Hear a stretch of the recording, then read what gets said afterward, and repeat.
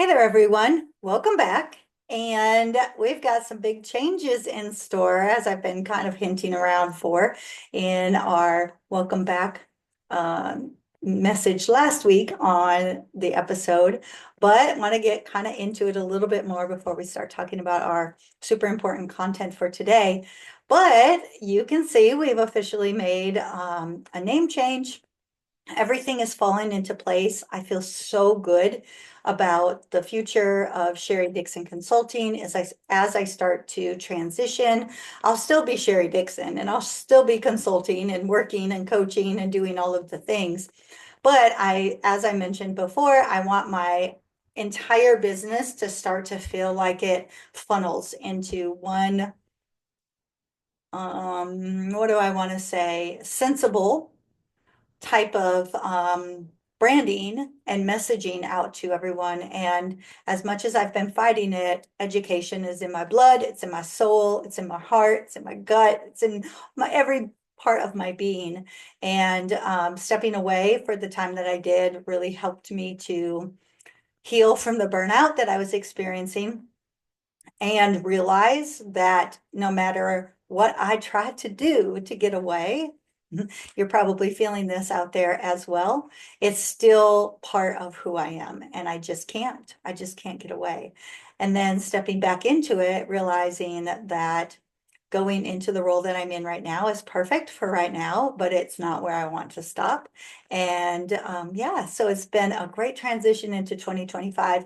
And I feel like this is going to continue to be a great transition into the future of whatever it is that I do in my business. So my new business name will be, I've been working on getting the domain and making all of the processes for making a name change, but I will be changing over to EmpowerED, Educational Development Services LLC. So that will be the overarching business. Within the business, I'll still have supports for female leaders so that as women, we know that we have the right mentoring, coaching, and support we need to continue to be powerhouses in the world of leadership, especially when leadership outside of education can be very male dominated. But I also know from my own experience, leadership outside of Texas and in some of these smaller Texas districts, still very male dominated. And so I just want to continue to support women in that way. Also, working with aspiring leaders and leaders who want to continue to grow and build their career. I had a goal when I started my journey into leadership. Once I got into the role as principal, I remember telling my ex-husband that I definitely wanted to become a superintendent one day, and I wanted to end up eventually working for the Texas Education Agency. My trajectory, changed a little bit. However, I think the work that I'll be doing in the future is just as big and just as important. So very excited about that. But continuing to help teachers grow within their craft, continuing to help aspiring school leaders grow, and continuing to help those leaders in school, the school world, continue to build and grow as well. And that those programs will be for men or women. And then finally, the third leg of everything that I'll be doing will be the educator preparation program that I am working on building, developing right now, making my submission sometime between September 1st and December 1st is the deadline, but I definitely want to be ahead of the game. And then waiting for approval from TEA, Texas Education Agency, and then also from the State Board of Educator certification so that I can open the doors and get started on supporting alternative certification candidates so that they can walk into these classrooms and be 100% prepared, because we know teaching is hard. And if you don't have the right prep program, it just isn't even going to happen. It's interesting because many of you that might be listening, you may have gone through an educator prep program. I've been talking to a lot of people who've gone through them successfully and who have gone through them unsuccessfully. And it was interesting because this week I had a meeting and we got talking while we were waiting for everything to kind of take place. And it was with somebody who is currently working alongside a university on some outside work. that she does. And she was saying, we were talking about my program, and she was saying, the university that I'm working with, and I'm not going to mention what it is, but she said they even had to close their doors because their people were being so unsuccessful. And she said, and I fear that a lot of it is because when you come from the world of the university, higher ed, right, that you don't necessarily have the on the ground experience. And so you're preparing people to go into these perfect worlds or only based on theory. And that's where my program is going to be completely different. I've been a failing teacher. I've been a successful teacher. I've been a mentor to teachers. I've been a school leader.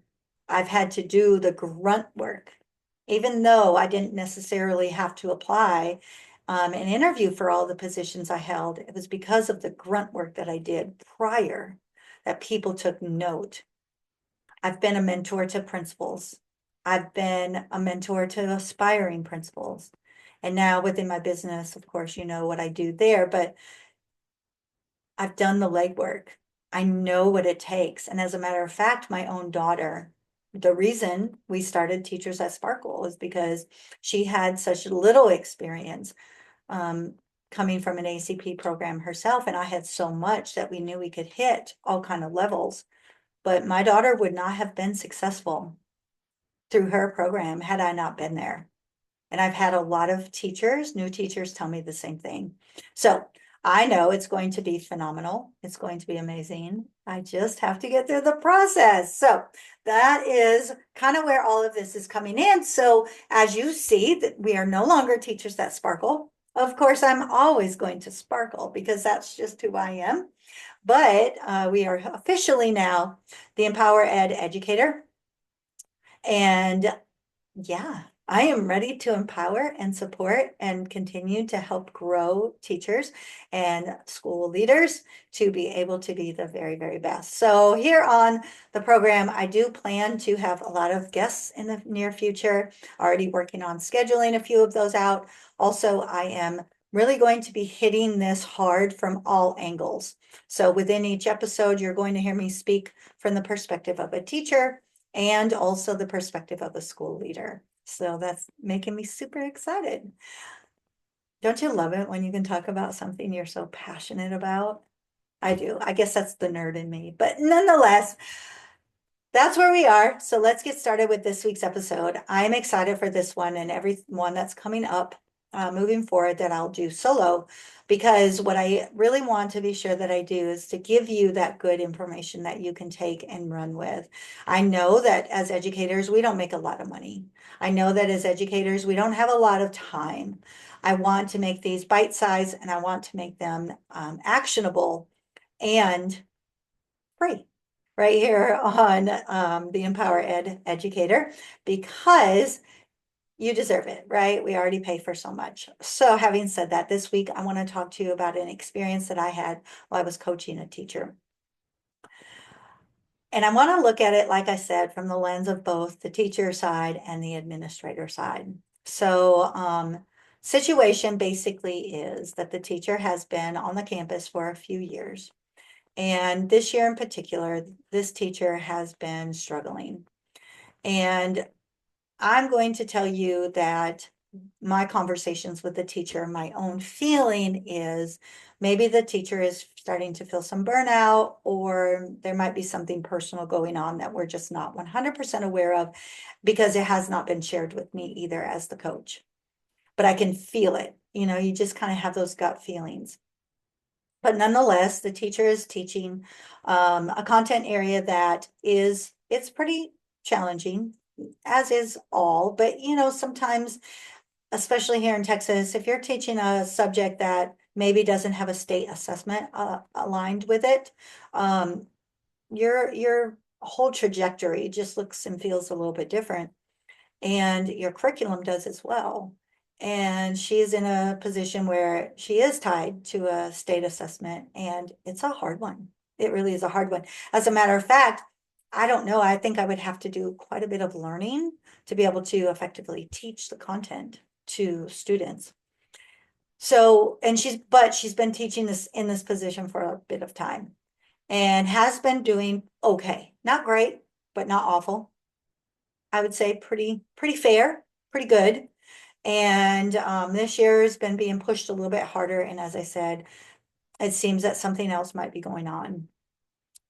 So we're now at a point in the school year, as everybody knows, that we're starting to talk about contracts for the upcoming year and talk about positions and teachers making decisions if they want to return to their campuses, if they want to move up in their career, if they want to end their career and go into something else, all of the things, but also principals having to make some pretty tough decisions.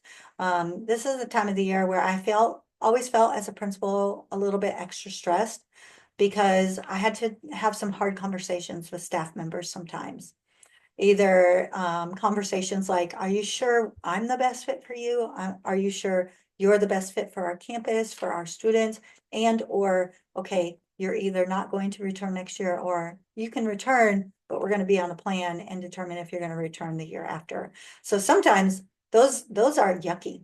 Just that's my opinion. I just don't like them. I love the conversations, as we all do, where we want to say, you're doing such an amazing job. And I feel so lucky to have you on my team. But not all the conversations are that way. And I get the feel that this is the conversation that this teacher has had recently with her principal. And now, she's having me as a coach and coming to me for support. And it might be a little bit too far into the game. I am going to throw that out there. However, of course, I took on the job. So here I am to support her. So coming from the teacher side, I feel like if you're in a situation like this, you probably didn't get shocked or surprised, probably, that this decision was made. Now, I say that to say, deep down inside, you can feel when you're struggling. You know when you're struggling. You know if your kids are performing. You know if you're enjoying your job. You know what it looks like. And hopefully you've had some conversations with your evaluator, your administrative team, in regard to how things are going in your classroom. That was one thing as a principal. I never wanted to get to the point of February, March, April, where we start to make these decisions and there was a surprise. I don't like surprises, right? So why would I want to do that to somebody else? And these aren't good surprises. These are shocking surprises. And that happens. So if you're in a position that has happened to you, I apologize because it shouldn't have been handled that way. And if you're in the position as a school leader and you allowed this to happen, I want to say, okay, we need to review our practices. And now that we know better, let's do better because that's not fair to people. So ultimately, she probably waited too long to start getting some help and to start having conversations about this. But then on the flip side, we also know, and I know this as a matter of fact, because I'm also in my current position in the school that I work, I'm working with students right now to give them those little last minute boosts to try to get them up over the hump so that we can get them to pass their test. And although there's only a few weeks until the test, I'm not giving up on them, right? And so from the lens of a school leader, I don't want to give up on you. I want to give you as much as you're going to take if you're going to act on what I give you. So I don't think it's a total lost cause yet, unless it's already been signed off and you've resigned or whatever. But then there's pieces that have to be done in that regard as well. So as I talk about this, I just want to say we're in a place now where we have to do some real action. We know it is inevitable. It's here. Whatever the outcome is going to be is what the outcome is going to be. So how do we move forward? I think one of the biggest things from the lens of a teacher is this. You have to remember that you need someone to talk to about this. And I highly recommend that it's not somebody on your campus. I think you need to find somebody from the outside who could be non-biased. And I say that in a way that even your spouse or even your family members, your closest friends, they're going to be biased. They're going to support you in everything you do, right? And I think that if you want to continue your career in education, one of the best things you can do for yourself is find that non-biased person to have these conversations with. Because as you explain situations, they're going to ask you hard questions because their intent is going to be, well, let's figure this out. Because if you want to stay in education, you don't want to go into a new position having the same thing happen again. Make sense? I think the other thing is you need to find somebody who's just going to listen to you. I'm not going to solve the problem for you because clearly the problem is what it is, and there's not going to be a solution except for moving on to something different. But your emotions are high. And as high achieving people too, and I think most educators are this kind of mold, we take things very personally and we tie the work we do to our worth. And just because that may have not gone the way you wanted in that specific situation doesn't mean you're a bad person unless you've done something bad, right? And I think that you have to find that support to be able to have those conversations so that you know. I'm working on a new book. I'm so excited about the new book. You know, it's going to be coming out hopefully by the end of 2025 because it's a little bit of a slow process with working and building a business and all that I'm doing. But I speak specifically about my relationship with my daughter is how the book opens. And we had a phrase that we always said to each other, you're my favorite one. I only have one child, so don't worry. I'm not picking one child over another. Somebody judged me for that. You'll have to read the book to hear all about it. But one of the reasons why I brought that phrase into our world was because I wanted my daughter to know we're all human. And I didn't always have this luxury as a child. We're human. And if we make a mistake, it doesn't mean we're a good or a bad person. It doesn't mean that we're not worthy of love. And I took that philosophy and brought it into schools, and that's what this whole book will be about.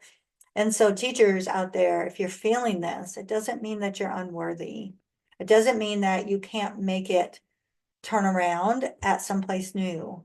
It doesn't mean that, especially if this is a tough year due to a personal circumstance, that you can get out of that circumstance and get yourself back to where you want to be. It might not be at that campus or with that school leader, but you have an opportunity to pivot and rebuild.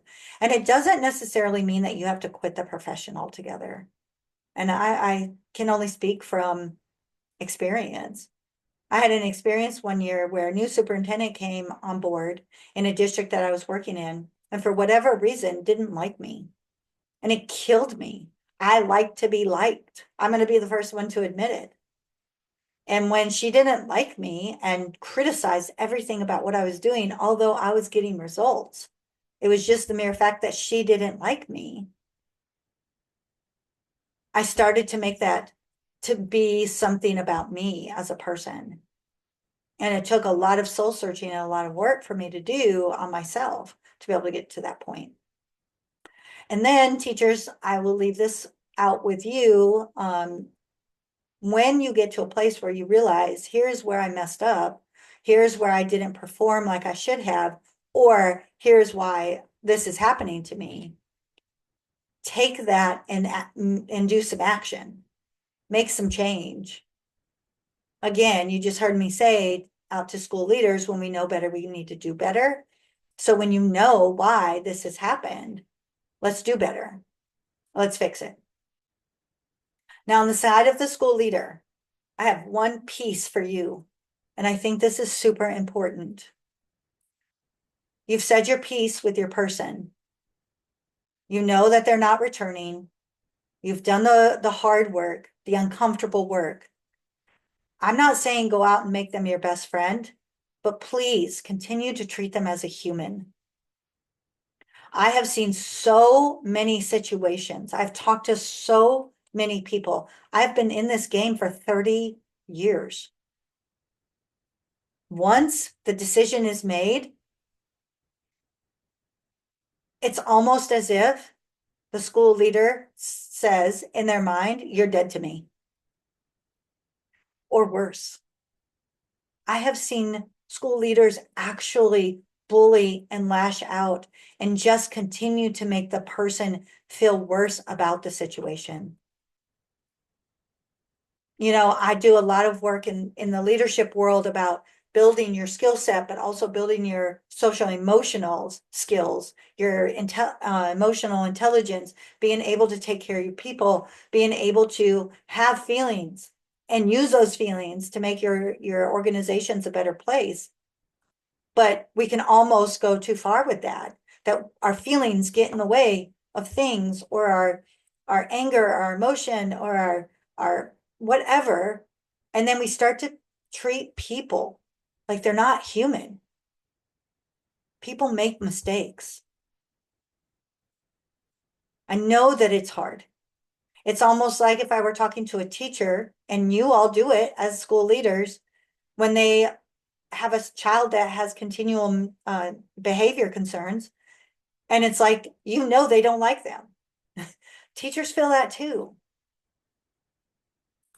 I don't know what the answer is for you in particular, but another area where you might want to have a conversation with somebody who is separate from the situation. Have some coaching, get a mentor, talk to someone, because I promise you, this work that we do in education is important, but how we treat human beings, I think, is even more important. And again, it's not to make them feel like, oh, wow, now you're my favorite person, or, oh, wow, now you can be my best friend, or, oh, wow, even I don't want you to come across as I feel guilty for what I did for you. That's not what I'm saying.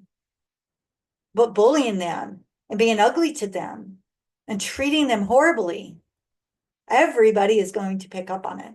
And I know it happens. All right. I've been on a soapbox. That's what I have for you today. I hope this was something. You know, teaching is hard. We know that. We have to show up. We have to do the work. We have to follow policy and procedures. We have to grow kids. Just like in any other profession, there are things we have to do. And when they don't go the way we want them to go, it's never a great feeling. So let's make the most of it so that we can learn from that and then go on and continue to do great things for kids. Because at the end of the day, that's what it's all about. That's what an EmpowerED educator is known to do. All right. Have a great week, and I'll see you all next week right back here.